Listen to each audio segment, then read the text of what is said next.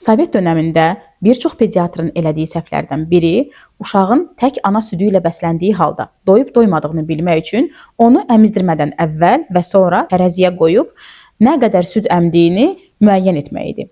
Bu yanlış üsuldur. Hər bir uşaq müəyyən vaxtlarda gün ərzində ya az, ya çox süd əmə bilər. Misal üçün, uşaq yorğundursa, az əmə bilər. Uşaq yuxuludursa, az əmə bilər.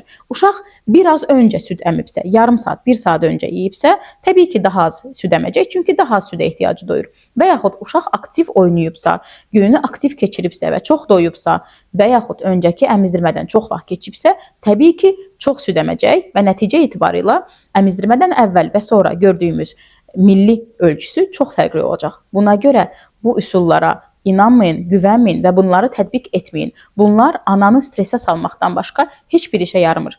Dəyərli həmkarlar və dəyərli analar, uşağınızın tək ana südü ilə doymasını bilmək üçün heç olmasa ilk bir ayı ərzində, həyatının ilk ayı ərzində yalnız ana südü ilə bəsləyin. Və əgər nəticədə ilk ayın çəki artımı 500-600 qramdan çox olarsa, deməli körpəniz doyur.